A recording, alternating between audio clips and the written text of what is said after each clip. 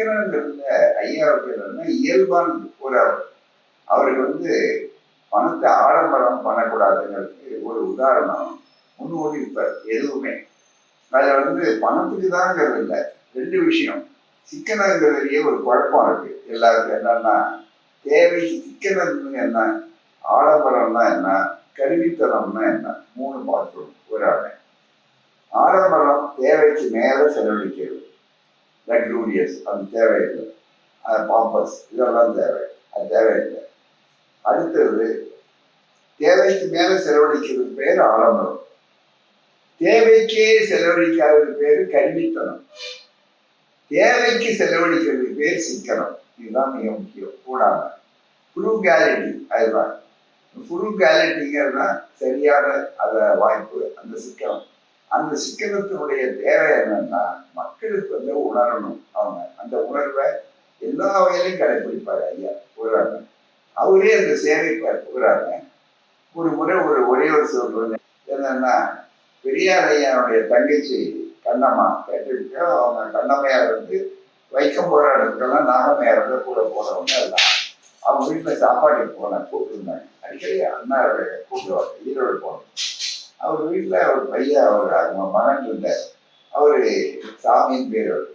அவரு பூராமே எஸ்ஆர் சாமியின் பேர். அவரு சின்ன பிள்ளை.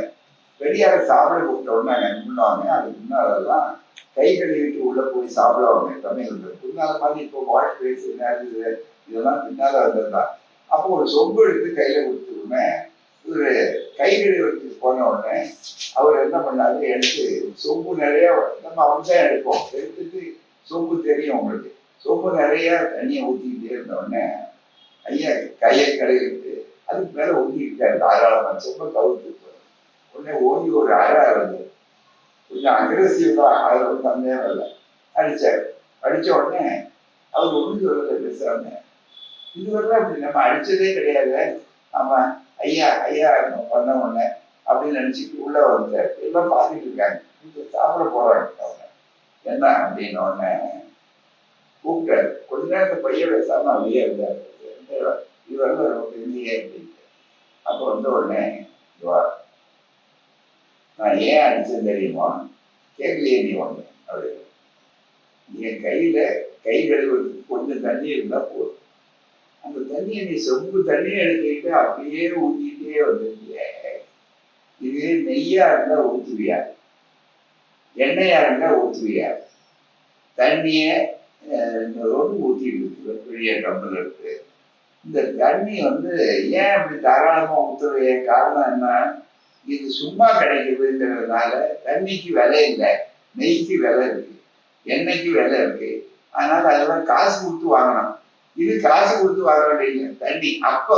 இப்ப காசு கொடுத்துதான் தண்ணியை வாங்குறோம், அது வேற விஷயம். ஆகவே நாளைக்கு இதுவே விலைக்கு வரலாம், தண்ணிக்கே அளவுக்கு வரலாம். ஆகவே எதையும் அளவறிந்து தேவையானது மட்டும் பயன்படுத்தணும்னு சொன்னார். அன்னைக்கு சொன்ன அந்த வேலை இன்னைக்கு எல்லாரும் கையில ஒரு பாட்டில் வச்சிருக்கோம்.